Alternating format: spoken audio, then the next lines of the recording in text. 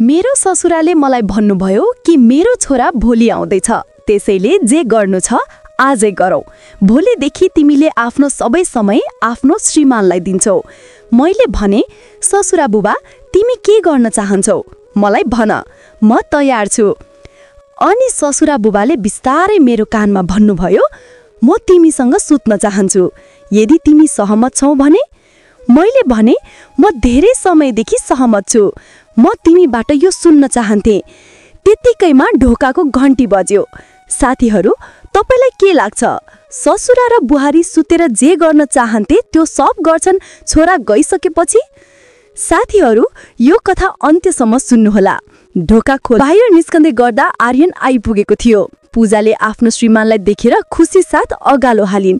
धेरै दिनपछि घरको वातावरण खुसीले भरियो। भोलिपल्ट आर्यनले आफ्नो बुबा र श्रीमतीलाई भने, हामी 3 जना दिल्ली जाउँ। हामी केही दिन सँगै घुम्न र समय बिताउनेछौँ। केही दिनपछि तिनैजना दिल्ली गए। आर्यनले त्यहाँ एउटा ठूलो घर भाडामा लिएका थिए। तिनीहरू सबै त्यो घरमा आरामसँग बसोबास गर्थे। एक दिन आर्यनले आफ्नो बुबालाई भने, हामी श्रीमान र श्रीमती आज साँझ बाहिर जाँदैछौँ। यो सुनेर रामलाल अलि रिसाएर भने, अनि म के गरौँ? मलाई यहाँ एक्लै बस्न छोडेर? आर्यनले बिस्तारै भने, चिन्ता नगर बुबा, मैले तपाईको हेरचाह गर्न एक तामदारलाई राखेको छु। उनी सधैँ तपाईसँगै रहनेछिन्। रामलालले केही बेर सोचे, त्यसपछि, छोरा, यो पुरानो फोन अब मेरो लागि काम लाग्दैन। यसले इन्टरनेटमा काम गर्दैन वा राम्रोसँग बोल्दैन। मलाई नयाँ स्मार्टफोन ल्याइदेऊ ताकि म समय बिताउन सकूँ। उसले आफ्नो खल्तीबाट केही पैसा निकालेर छोराको हातमा राख्यो। आर्यन तुरुन्त बजार गएर नयाँ स्मार्टफोन किने। बुबालाई दिँदै भने, यहाँ बुबा, अब तपाईँ संसारमा सबै कुरा देख्न सक्नुहुन्छ। तपाईँ भिडियो हेर्न सक्नुहुन्छ, तपाईँ समाचार हेर्न सक्नुहुन्छ, तपाईको हातमा सबै कुरा। आर्यन र पूजा घरमा रामलाल र उनकी कामदार शिलालाई मात्र छोडेर यात्राको लागि निस्किए। केही दिनपछि साँझ रामलाल सोफामा बसिरहेका थिए, आफ्नो नयाँ फोन प्रयोग गर्दै। उनले पहिलो पटक इन्स्टाग्राम खोले र भिडियोहरू हेर्न थाले। अचानक एउटी केटीको भिडियो देखा पर्यो जसमा उनको मोबाइल नम्बर पनि समावेश थियो। केही क्षणको हिचकिचाहटपछि रामलालले तुरन्त नम्बर कपी गरे र केटीलाई फोन गरे। दुवैले कुराकानी सुरु गरे। रामलालले हिचकिचाहट गर्दै भने, छोरी, तिमी धेरै सुन्दर देखिन्छौ, तिम्रो मुस्कानले मन छुन्छ। यो सुनेर इन्स्टाग्रामकी केटी हाँसिन् र अलि प्रभावित पनि भइन्। त्यसपछि दुवै बीच लामो कुराकानी सुरु भयो। बिस्तारै केटीले पनि बुढो मान्छेलाई मन पराउन थालिन्। केही दिनपछि फोनमा कुरा गर्दै गर्दा रामलालले केटीलाई भने, यदि तिमी चाहन्छौ भने तिमी मेरो घर आउन सक्छौ। म तिमीलाई भेट्न पाउँदा खुसी हुनेछु। उनले तुरुन्तै आफ्नो घरको ठेगाना दिइन्। केही दिनपछि इन्स्टाग्रामकी केटी वास्तवमा रामलालको घरमा आइपुगिन्। ढोका ढकढक्याएको सुनेर रामलालले ढोका खोल्दा उनको अगाडि एक जवान राम्रो लुगा लगाएकी केटी उभिरहेकी थिइन्। जब उनी भित्र आइन्, राम ऐनामा जवान देखिन खोजिरहेको थियो। केटीले मुस्कुराउँदै भनी, त्यसो भए मलाई बियर दिनुहुन्न? रामलालले समय खेर फालेनन्। उनले तुरुन्तै फ्रिजबाट 2 बोतल निकाले। उनीहरू आम्ने सामने बसेर बियर पिउन थाले। वातावरण हलुका र हाँसोले भरियो। केही समयपछि इन्स्टाग्रामकी केटीले आँखा तल झारेर भनी, हामी किन होटलमा नजाने? त्यहाँ अझ रमाइलो हुनेछ। रामलालले अलिकति हिचकिचाहट साथ भने, तर यो ठाउँ पनि नराम्रो छैन। केटीले माया गर्दै भनी, होटलहरू अर्कै कुरा हुन्, हामीलाई रोक्ने कोही हुने छैन। अन्ततः रामलाल सहमत भए। उनले कामदार शिलालाई बोलाएर भने, हामी बाहिर जाँदैछौँ, घरको ख्याल राख र कसैलाई नभन। उनी दुवैजना गाडीमा चढेर सिधै सहरको एउटा ठूलो होटलतिर लागे। उनीहरूले कोठा बुक गरे र भित्र पसे। कोठामा पुगेपछि केटीले माया गर्दै भने, यहाँ आउँदा कस्तो महसुस भइरहेको छ?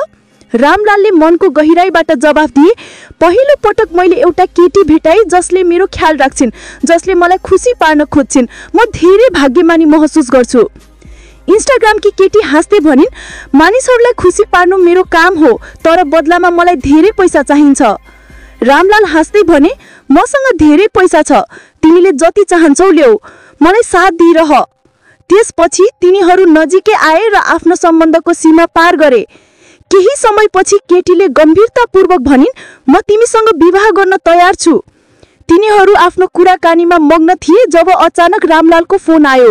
अर्को छेउमा उनको छोरा आर्यन थियो, जसले उनलाई तुरुन्त घर आउन कडा शब्दमा भन्यो। रामलाल आत्तिए। उनी तुरुन्त कोठाबाट निस्किए र सिधै घरतिर लागे। घर पुग्ने बित्तिकै आर्यनले रिसाउँदै सोधे, बुबा, तपाईले यो उमेरमा पनि विवाहको बारेमा कुरा गर्दै हुनुहुन्छ, यो सब के हो? रामलालले कडा जवाफ दिए, यो मेरो रोजाइ हो, म विवाह गर्छु कि गर्दिन भन्ने मेरो निर्णय हो, मलाई रोक्ने तपाईको हुनुहुन्छ। आर्यनले चुपचाप भने, मेरो मन्तव्य तपाईलाई रोक्नु होइन, म केवल व्याख्या गर्न चाहन्छु। यो केटी कुख्यात छ, यसले तपाईको प्रतिष्ठा र तपाईको घर दुवै बर्बाद गर्नेछ। तर रामलालले उसलाई व्यवस्था गरे र ढोका ढकढक्याएर गए। दिउँसोको अन्त्यसम्ममा रामलालले वास्तवमा अदालतमा केटीसँग विवाह गरिसकेका थिए र उनलाई आफ्नी पत्नीको रूपमा घर ल्याएका थिए। घरको दृश्य पूर्ण रूपले परिवर्तन भयो। आर्यन र पूजा बैठक कोठामा बसिरहेका थिए, एक अर्कालाई आश्चर्यचकित हुँदै हेरिरहेका थिए। रामलालले उनीहरूलाई बोलाए, आऊ, म तिमीहरू दुवैलाई मेरी नयाँ श्रीमतीसँग परिचय गराउँछु। हेर, अब उनी तिम्री आमा हुन्। इन्स्टाग्राम गर्ल रियाले मुस्कुराउँदै भनिन्, हो, मेरो पनि एउटा हुर्किसकेको छोरा र बुहारी छन्। आर्यनको अनुहार स्तब्ध र मौनताले भरियो। रामलालले पूजालाई देखेर भने, बुहारी, हामी हाम्रो कोठामा जाँदैछौँ, त्यहाँ खाना ल्याऊ। साँझ रियाले खुसी हुँदै भनिन्, आज हाम्रो विवाहको पहिलो दिन हो। तिनीहरू होटल फर्के र कोठा बुक गरे र त्यहाँ रात बिताए। जब बिहान आर्यनले आफ्नो बुबाको कोठामा हेरे, उनले त्यो खाली पाए। उनको मन डुब्यो। उनी गए। केही समयपछि पूजा चिया ल्याउँदै ठिक त्यही समयमा रामलाल आफ्नी नयाँ श्रीमती लिएर फर्के र सिधै कोठामा गए। कोठाभित्र रियाले रमाइलो गर्दै भनिन्, आज म किनमेल गर्न चाहन्छु, म केही किनमेल गर्न चाहन्छु। रामलालले तुरुन्त आफ्नो खल्तीबाट पैसा निकालेर उनको हातमा राखे। आर्यनले यो कुरा आफ्नै आँखाले देखे। उसले रिसाउँदै आफ्नी श्रीमतीलाई भने, यो केटीले मेरो बुबालाई बर्बाद पार्नेछ। उसले हरेक दिन नयाँ रिस पोख्नेछ, कहिले होटलको बारेमा, कहिले गहनाको बारेमा, कहिले किनमेलको बारेमा। मेरो बुबाले यो कहिलेसम्म सहनुहुन्छ? आर्यनले साहस बटुलेर सिधै आफ्नो बुबाको कोठामा गएर रियालाई भने, मेरो बुबाले तिम्रो सबै रिस पोख्नुहुनेछ। कहिले उहाँ होटलमा लैजानुहुन्छ, कहिले उहाँ तिमीलाई किनमेलको लागि पैसा दिनुहुन्छ। यो कहिलेसम्म चल्छ? यो सुनेर रामलाल रिसले चुर भए र कराए, आर्यन, यो मेरी श्रीमती हो र यो तिम्री आमा हो। उनले पैसा मागेकी थिइनन्, मैले उनलाई स्वेच्छाले पैसा दिए। तिमी को हो न्याय गर्ने? इन्स्टाग्रामकी केटी रियाले बाधा पुर्यायो। हो, र सुन सबैजना, हामी दुवैले अदालतमा विवाह गर्यौं। अब म यो घरको मालिक हुँ। यो सुनेर वातावरण झनै तनावपूर्ण भयो। रामलालले पूजालाई फोन गरे। बुहारी, उनले भनिन्, तिम्रो श्रीमानलाई उसको कोठामा लैजानुहोस्, मलाई र मेरी श्रीमतीलाई दुःख नदिन भन्नुहोस्। पूजाले चुपचाप आर्यनलाई आफ्नो कोठामा लगिन्। यसैबीच रामलाल र रियाले रक्सीको बोतल खोलेर सँगै बसिन्। बेला बेलामा रियाली उसलाई गिजाइरहेकी थिइन्। तिम्रो छोराले तिमीसँग कस्तो स्वरमा कुरा गरिरहेको थियो? आर्यन र उनकी श्रीमतीलाई घरबाट निकाल्नु राम्रो हो। आखिर यो घर तिम्रो हो, यसले तिमीलाई के दिन्छ? उसले तिम्रो निर्णयमाथि प्रश्न उठाउँछ। रामलालले मातेको आँखाले उनलाई हेर्दै भने, तिमी बिल्कुल सही छौ, तिमी धेरै समझदार श्रीमती हौ। यसैबीच अर्को कोठामा बसिरहेको आर्यनले पूजालाई भन्यो, म केही दिनमा साउदी अरब फर्कनुपर्छ, तर म तिम्रो र बुबाको बारेमा चिन्तित छु। यो केटीले बुबालाई बर्बाद गर्नेछ। पूजाले सुस्केर हाल्दै भनिन्, हो, यदि आज आमा जीवित भएको भए हामीले यो दिन देख्नु पर्दैनथ्यो। ठिक छ, चिन्ता नगर, म बुबाको हेरचाह गर्नेछु। त्यसपछि भान्सामा जानु अघि उनी आफ्नो ससुराको कोठाको ढोकामा गइन् र बिस्तारै भनिन्, बुबा, म आर्यनको लागि चिया बनाउँछु। मैले तपाईलाई पनि सोध्छु भन्ने सोचेको थिएँ। तर रामलालले केही भन्नु अघि नै रियाले तुरुन्तै भनिन्, हो हो बुहारी, हाम्रो लागि पनि चिया ल्याइदिनुहोस्। पूजाले चुपचाप चिया बनाइन् र आफ्नो ससुराको कोठामा गइन्, टेबलमा राखिन्। त्यसपछि फर्केर चिया श्रीमानलाई दिइन् र चुपचाप भनिन्, बुबा र केटी बैठक कोठामा बसेर बियर पिइरहेका थिए। आर्यनले दाँत किटिँदै भने, के बुबा एक्लै पिउनुहुन्थ्यो? अब निर्णय बिहान हुनेछ, या त हामी यो घरमा बस्ने कि त्यो केटी। त्यो रात कामदार शीलाले खाना पकाइन् र डाइनिङ टेबलमा राखिन्। आर्यन र पूजाले सँगै बसेर खाना खाए। त्यसपछि आर्यनले कामदारलाई भनिन्, कृपया बुबा र त्यो महिलाको लागि कोठामा खाना ल्याइदिनुहोस्। शीलाले खाना ट्रेमा राखिन् र कोठामा ल्याइन्। भित्रको दृश्य देखेर उनी पनि छक्क परिन्। रामलाल र रिया दुवै मातेका थिए। रामलालले मलिन स्वरमा शीलालाई भने, सुन, आजदेखि आफ्नो नयाँ श्रीमतीको विशेष ख्याल राख। शीला चुपचाप फर्किन्। आर्यन र पूजा थकित भएर आफ्नो कोठामा सुत्न गए। भोलिपल्ट बिहान जब घाम उदायो आर्यन पहिले नै बिउजिसकेको थियो र चिन्तित भएर बसिरहेको थियो। पूजाले उसलाई चिहा दियो र उसले निर्णायक रूपमा घोषणा गर्यो, आज सबै कुरा स्पष्ट हुनेछ। या त हामी यो घरमा बस्छौं वा त्यो केटी। निर्णय आज हुनेछ। ठीक त्यसै बेला रामलाल र केटी कोठाबाट निस्के। रामलालले आफ्नी बुहारीलाई बोलाए, पूजा छोरी, हामीलाई पनि चिहा देऊ। पूजाले चिया कपमा खनाई र आफ्नो ससुरालाई दिइन्। त्यही क्षण इन्स्टाग्राम केटी रियाले मुस्कुराउँदै भनिन्, तिम्रो बुहारी धेरै दयालु छिन्। अनि सुन पूजा, हामी दुवैले आज होटेलमा खाना खानेछौँ। यो सुनेर आर्यन त नभिलो, ऊ रिसले विस्फोट भयो। बुबा, यो दैनिक नाटक कहिलेसम्म चल्छ? तपाईँ हरेक दिन होटेलमा खाना खान जानुहुन्छ। यो महिलाले जे भने पनि, के तिमीले अब उसलाई आफ्नो जीवनको पूर्ण नियन्त्रण दियौ?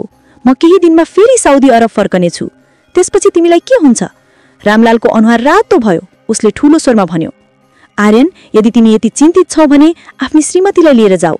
यो केटी मेरी श्रीमती हो र यो घर मेरो हो। म आफ्नो पेन्सनबाट मेरो खर्च तिर्छु। तिमी अब यो घरमा बस्नु पर्दैन। आजदेखि तिमी दुवै मेरो घर छोडेर जाऊ र सम्झ, फर्केर नआऊ। आर्यनको मन डुब्यो, तर ऊ शान्त भयो र भन्यो, ठिक छ बुबा, हामी अहिले नै जान्छौँ, तर सम्झ, यो केटीले तिम्रो जीवन बर्बाद गर्नेछ। आज तिमीले गरेको निर्णयले भोलि पछुताउनेछौ। इन्स्टाग्रामकी केटी रिया कोठाको कुनामा उभिरहिन्। यो सबै सुन्दै उनले हाँस्दै भनिन्, यो के हो? तिमी दुवै बुबा र छोरा झगडा गरिराखेका छौ। यदि यो मेरो कारणले हो भने म जान्छु। रामलालले तुरुन्तै हात उठाएर भने, नहीं, तिमी किन जान्छौ? दुवै जान्छौ। आर्यन र पूजा, अहिले नै मेरो घर छोडेर जाऊ। आर्यनको मनमा चुरा लागेको जस्तो महसुस भयो, तर पूजाले उसको हात समातेर भनिन्, आऊ, आजदेखि हामी यो घरमा बस्दैनौ। उनी दुवै आफ्नो कोठामा गए। पूजाले आफ्नो झोला निकालेर लुगा प्याक गर्न थालिन्। आर्यन, हामी कहाँ बस्ने? यो घर अब हाम्रो रहेन। आर्यनले दबिएको स्वरमा जवाफ दियो, एउटा मात्र बाटो छ, हामी दुवै साउदी अरब फर्कनु पर्छ। बुबाले हामीसँगको सबै सम्बन्ध तोड्नु भएको छ। पूजाको आँखामा आँसु टिलपुलायो। उनले बिस्तारै भनिन्, तर बुबाको बारेमा के? आर्यनले उदास मुस्कानका साथ भन्यो, बुबाले आज निर्णय गर्नुभएको छ कि हामी उहाँको लागि अपरिचित हौं। अब यो घर उहाँको हो, हाम्रो होइन। दुवैले आफ्नो झोला उठाए र चुपचाप घरबाट निस्के। ढोका बन्द हुँदा पूजाले अन्तिम पटक घरतिर हेरिन्, मानौ तपाईँ वर्षको सम्झनालाई विदाई गर्दै हुनुहुन्छ। समय बित्यो। आर्यन र पूजा साउदी अरब फर्के। यसैबीच रामलाल आफ्नी नयाँ श्रीमतीसँग एक्लै बस्थे। कहिलेकाहीँ उनीहरू घरमा बस्थे, बियर पिउँथे वा बाहिर होटेलमा खाना खान जान्थे। कामदार शिलाले यो हरेक दिन देख्थिन् र मनमनै पछुताउँथिन्। तर एक दिन केही यस्तो भयो जसले रामलाललाई पूरै तरहले स्तब्ध पार्यो। साँझ परिसकेको थियो। रामलालले कामदारलाई बोलाए, सुन्नुहोस्, हामीलाई चिहा बनाउनुहोस्। इन्स्टाग्राम गर्ल रियाले मुस्कुराउँदै भनिन्, म आज तिमीलाई चिहा बनाउँछु। यति भनेर उनी भान्सामा गइन् र कामदार शिलालाई भनिन्, तिमी अगाडि बढ, म आज सबै कुराको हेरचाह गर्नेछु। शिला चुपचाप कोठाबाट निस्किन्। रियाले छिट्टो चिया बनाइन् र त्यसमा सामादक पदार्थ मिसाइन्। रामलालले खुसीहाली पिए। एक घुटिरी नै उनले भने, वाह, आजको चिया अद्भुत छ। केही क्षणमै उसको आँखा भारी भयो र ऊ बिचरामा पल्टियो र निदायो। रियाले मौकाको फाइदा उठाउँदै दराज खोल्यो, सबै गहना र नगद झोलामा भरे र चुपचाप घरबाट निस्के। अँध्यारो भएपछि रामलाल बिउज्दा कोठा अस्तव्यस्त थियो। उसले वरिपरि हेर्यो, तर रिया गइसकेकी थिइन्। दराज खोल्दा तर्खाहरू खाली थिए। गहना र पैसा सबै गायब थिए। उसले आतेर रियालाई फोन गर्यो, तर उसको फोन बन्द थियो। जब कामदार शिला कोठामा आइन्, रामलालले आतेर सोधे, कहाँ छिन्? शिलाले जवाब दिइन्, हजुर, हिजो साँझ उनले मलाई जान भनिन्, म आफै खाना पकाउँछु। यो सुनेर रामलाल टाउको समातेर बसे र सिधै पुलिस चौकीमा गएर इन्सपेक्टरको अगाडि रुँदै भने, हजुर, यो केटीले मसँग विवाह गर्ने नाटक गरी त्यसपछि हिजो राति उसले मेरो चियामा औषधि खुवायो, मलाई बेहोस बनायो र सबै गहना र पैसा लिएर भाग्यो। इन्सपेक्टरले चिसो स्वरमा सोधे, त्यो केटी कति वर्षको छ? रामलालले लज्जित भएर जवाफ दिए, लगभग 25 वर्षको।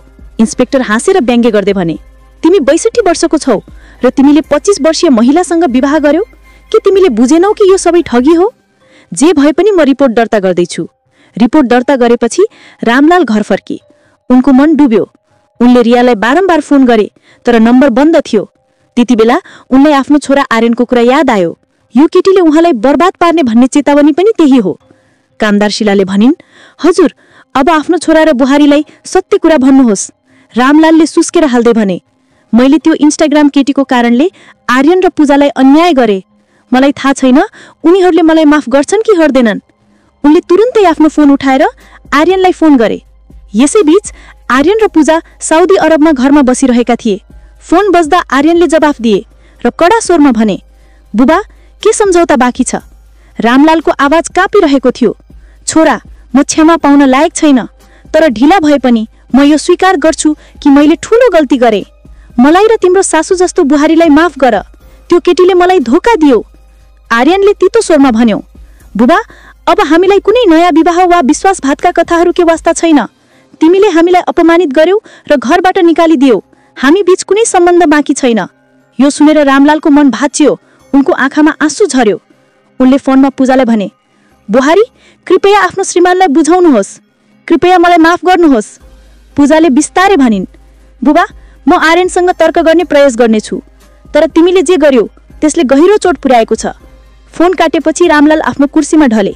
उनले सोचे, युवानीको पछि लाग्ने क्रममा उनले आफ्नो इज्जत, आफ्नो छोरा र बुहारी गुमाए। उनले विवाह गरेको केटीले उनलाई लुटेकी छ। अन्त्यमा उनी एक्लै छोडिए। मनमनी सोच्दै, धन र युवानीको जादु धोका हो। वास्तविक सहारा भनेको तिम्रो छोरा, बुहारी र परिवार हो। जसले आफ्नो सम्बन्ध त्याग्छ ऊ अन्त्यमा खाली हात र एक्लो हुन्छ। साथीहरू, यो साँचो घटनामा आधारित छ। यो कथा कस्तो लाग्यो कमेन्टमा अवश्य बताउनुहोला र यो च्यानलमा नयाँ हुनुहुन्छ भने प्लिज सब्स्क्राइब गरेर सपोर्ट गर्नुहोला। धन्यवाद।